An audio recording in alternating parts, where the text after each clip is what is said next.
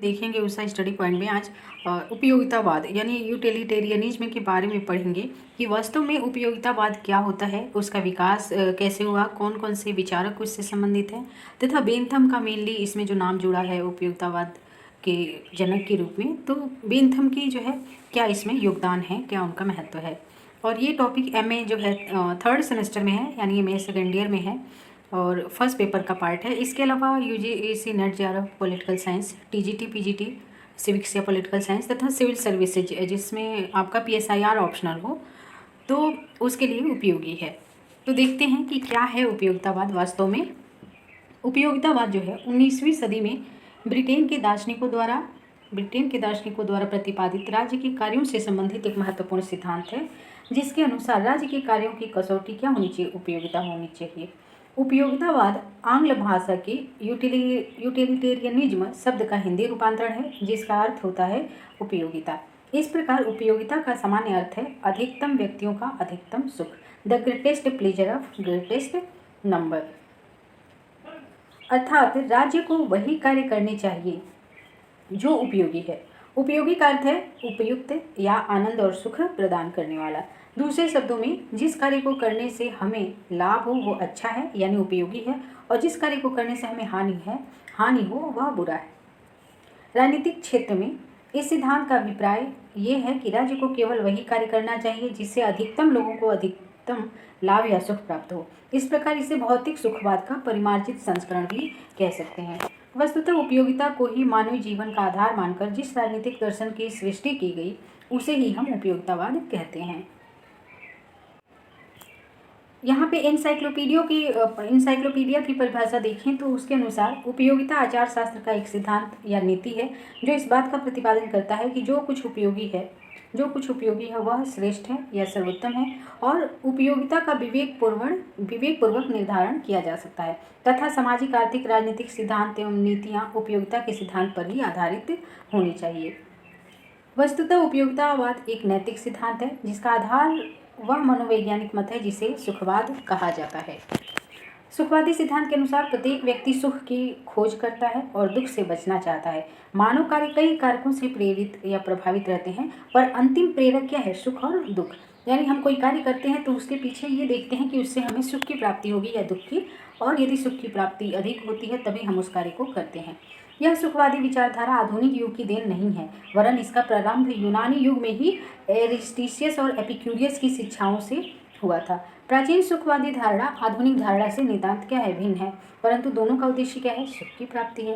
प्राचीन सुखवादी धारणा स्वार्थवादी थी, परंतु वर्तमान धारणा परोपकारवादी है। आधुनिक युग में हाब्स को सर्वप्रथम उपयोगितावादी विचारक कहा जाता है। इसको ध्यान में रखेंगे, ऑब्जेक्टिव क्वेश्चन बन सकता है यहाँ से। प्रोफेसर गैटल कहते हैं कि उपयोगितावादी राजनीतिक सिद्धांत का निरूपण और परिवर्धन जर्मी बेंथम की रचनाओं में हुआ। मिल ने उसका निश्चित रूप से रूपांतरण या संशोधन कर दिया। इतिहासकार ग्रोटे और मनोवैज्ञानिक अलेक्जेंडर बेन ने उसके आधारभूत तर्कों को अपनाया। विधि शास्त्र के क्षेत्र में आस्तीन ने इस सिद्धांत का विकास किया और रिकार्डो ने अर्थशास्त्र में उसका पक्षपोषण किया। व्यवहारिक राजनीति में रोमिली वर्डहम, हाफहाउस, कॉपेट ने और अबाध व्यापार की दृष्टि से काब्डन एवं ब्राइट ने इसका प्रयोग किया है। यद्यपि इंग्लैंड के प्रसिद्ध विचारक जेरेमी बेंथम को उपयोगितावाद का जनक कहा जाता है। किसे उपयोगितावाद का जनक कहा जाता है, तो जेरेमी बेंथम को, जो इंग्लैंड का था। किंतु बेंथम को उपयोगितावाद का आदि प्रतिपादक नहीं कहा जा सकता। आदि का मतलब होता है प्राचीन, क्योंकि इस विचारधारा की परंपरा बेंथम से भी पहले की है। प्राचीन यूनान में एरिस्टियस तथा एपिक्यूरियन दार्शनिकों का दृष्टिकोण सुखवादी था। प्राचीन भारत के चार्वाक संप्रदाय भी सुखवाद में विश्वास करते थे। भारत में देखा जाए तो जो चार्वाक संप्रदाय है वो सुखवाद में विश्वास करता है। 1775 में हचिंसन ने अपनी पुस्तक सिस्टम ऑफ मोरल फिलॉसफी में उपयोगितावाद का मूल मंत्र अधिकतम संख्या का अधिकतम सुख शब्द का प्रयोग किया था। हचिंसन और प्रिस्टले के एक लेख से भी बेंथम को ये प्रेरणा प्राप्त हुई थी, किंतु इसे एक व्यवस्थित रूप देने और राजनीतिक दर्शन के रूप में विकसित करने का श्रेय बेंथम को ही प्राप्त है। बेंथम ने ही इसे एक प्रभावशाली विचारधारा के रूप में प्रतिपादित किया, अतः कुछ विद्वान इसे बेंथमवाद भी कहते हैं। उपयोगितावाद को कुछ विद्वान बेंथमवाद कहते हैं। अब उपयोगितावाद की क्या क्या विशेषताएं हैं, हेडिंग देख लेते हैं। पहली बात कि उपयोगितावादी जो है राज्य का समर्थन करते हैं। दूसरा, ये अनुभववाद और सुधारवादी भी है। नैतिकता की परंपरागत धारणाओं का खंडन करते हैं। उपयोगिता का सिद्धांत सुख की प्राप्ति एवं दुख के निवारण का सिद्धांत है। उपयोगितावाद जीवन में सबसे अधिक व्यावसायिक सुखों का और व्यवहारिक सुखों का समर्थन करता है। सुख और दुख का वर्गीकरण किया गया है बेंथम के द्वारा। 14 सुख बताए हैं, 12 प्रकार के दुख बताए हैं बेंथम ने। और बेंथम ने सुख को मापने के लिए आनंद मापक पद्धति के बारे में बात की है और एक आनंद मापक यंत्र जिसको आनंद कलन कहते हैं उसके बारे में बात की है, तथा विधि निर्माण में उपयोगिता के सिद्धांत का प्रयोग किया है कि कोई विधि कोई कानून तभी जो है अच्छा माना जाएगा जब उसकी उपयोगिता हो, यानी वो लोगों के सुख में वृद्धि करता हो। एक बात और ध्यान रखेंगे, जो बेंथम है वो सुख के जो है क्वालिटी पे ध्यान न देके क्वांटिटी पे ध्यान देता है, यानी गुणात्मक न मान करके मात्रात्मक चीज़ों पे वो ध्यान देता है सुख के। तो देखते हैं यहाँ अब एक्सप्लेनेशन देख लेते हैं। उपयोगितावाद राज्य का समर्थक है। देखिए, सभी उपयोगितावादियों ने राज्य का समर्थन किया है और इस बात को स्वीकार किया है कि राज्य की अनुपस्थिति में व्यक्ति की सुरक्षा नहीं हो सकती। दूसरा कि ये अनुभववाद और सुधारवादी भी है, यानी उपयोगितावाद किसी चीज़ की यथार्थता का मूल्यांकन अनुभव के आधार पर करता है, ना कि कल्पना के आधार पर। नैतिक परंपरागत धारणाओं का खंडन करता है। बेंथम ने तत्कालीन समय में प्रचलित नैतिकता की सभी धारणाओं का खंडन किया और उपयोगिता को ही नैतिक एवं मानव जीवन का आधार बताया। प्रायः लोग ईश्वर की इच्छा को नैतिकता का आधार मानते थे। उनका कहना था कि जो धर्मशास्त्र के अनुकूल है वह नैतिक है और जो धर्मशास्त्र के विपरीत है वह अनैतिक और पापमूलक है। इसके अतिरिक्त नैतिकता के संबंध में प्राकृतिक विधि यानी प्राकृतिक कानून की धारणा भी प्रचलित थी और दार्शनिक अंतःकरण को नैतिकता का स्रोत मानते थे। बेंथम ने नैतिकता की इन सभी परंपरागत धारणाओं का खंडन किया तथा इन धारणाओं के स्थान पर बेंथम जो है सुखवाद में विश्वास करता है और ये मानता है कि सुख और दुख, प्रसन्नता और पीड़ा मनुष्य के दो सार्वभौम शासक हैं। यानी व्यक्ति कोई भी कार्य करता है तो सुख और दुख से प्रेरित होकर ही करता है। बेंथम के शब्दों में देखा जाए तो प्रकृति ने मनुष्य को दो सार्वभौम शासकों के अधीन रखा है और वो है प्रसन्नता तथा पीड़ा। हम जो कुछ भी कहते हैं सोचते हैं सब में हम इनके अधीन हैं। किसके अधीन है? सुख और दुख के। इन स्वामियों का ही ये कर्तव्य है कि वे हमें बताएं कि क्या करना चाहिए तथा क्या निर्णय करें कि हम क्या कर सकते हैं। बेंथम आगे कहते हैं कि उपयोगिता जीवन को सबसे अधिक व्यावसायिक सुख का, उपयोगितावाद जीवन में सबसे अधिक व्यवहारिक सुख का समर्थक है। यानी इस विचारधारा के अनुसार जो है इस विचारधारा के लोगों ने दार्शनिक, आध्यात्मिक और ऐसे भावनात्मक जीवन पर कम विश्वास किया है जिसकी परख ऐन्द्रिक उपादानों से न किया जा सके और जिन्हें व्यवहारिकता प्रदान न किया जा सके।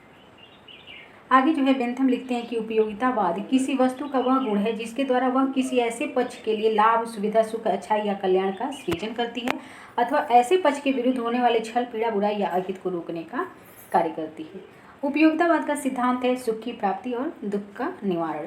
बेंथम की उपयोगितावादी आधारशिला सुख और दुख की मात्रा के ऊपर है। बेंथम के मत में जो वस्तु सुख की अनुभूति देती है वो अच्छी है, उपयोगी है और जिस कार्य को करने में मानव को सुख की प्राप्ति हो वह उपयोगी और उचित है और जिस कार्य को करने में मानव को दुख प्राप्त हो वो अनुपयोगी और अनुचित है।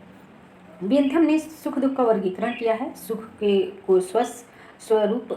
स्वरूप को समझने के लिए बेंथम ने उन्हें दो भागों में जो है विभाजित किया है। एक तो सामान्य सुख में इन्होंने क्या कहा है, इन्होंने 14 प्रकार के सामान्य सुख बताए हैं। इंद्रिय सुख, वैभव सुख, कौशल सुख, मित्रता का सुख, यश का सुख, सत्ता का सुख,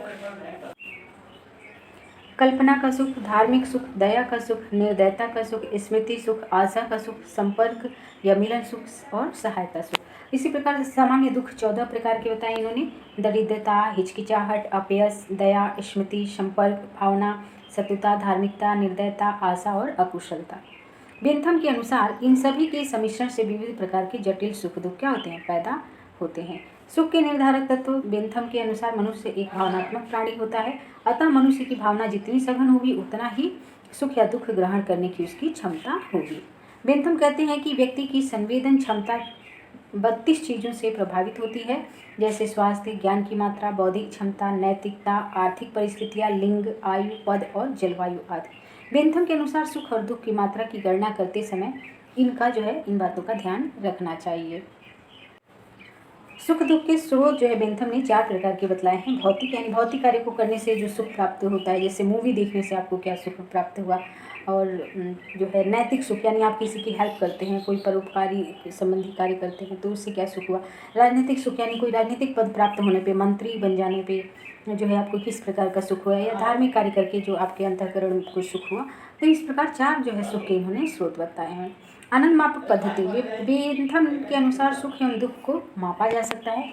इनकी मात्रा निर्धारित करने के लिए बेंथम ने सुखवादी मापक यंत्र का आविष्कार किया। सुख एवं दुख को तुलनात्मक ढंग से कुछ कसौटियों पर कसा जा सकता है और बेंथम के अनुसार इस विषय में 7 बातों पर ध्यान दिया जाना चाहिए कि तीव्रता कैसी है सुख या दुख की, उसकी अवधि कितनी है, निश्चितता कितनी है, निकटता या दूरी कितनी है, उत्पादकता कितनी है, विशुद्धता कितनी है और विस्तार कितना है। बेंथम विभिन्न सुखों में गुणात्मक भेद अस्वीकार करके मात्रात्मक का विधान करता है, अर्थात मात्रा समान होने पर गुण की दृष्टि से सभी सुख समान हैं। तो बेंथम का एक स्टेटमेंट है, सुख की मात्रा समान होने पर पुष्पिन जो कि एक खेल है उतना ही श्रेष्ठ है जितना कि काव्य पाठ। हालांकि इसके लिए बेंथम की बहुत आलोचना भी हुई। विधि निर्माण में उपयोगिता के सिद्धांत का प्रयोग, यानी बेंथम यहाँ पे ये कहते हैं कि कानून निर्माण करते समय भी उपयोगिता के सिद्धांत का प्रयोग किया जाना चाहिए कि कोई कानून जो है उतना ही अच्छा माना जाता है, जिससे किसी कानून को तभी अच्छा माना जाएगा जिससे अधिकतम व्यक्तियों को अधिकतम लाभ या सुख प्राप्त हो।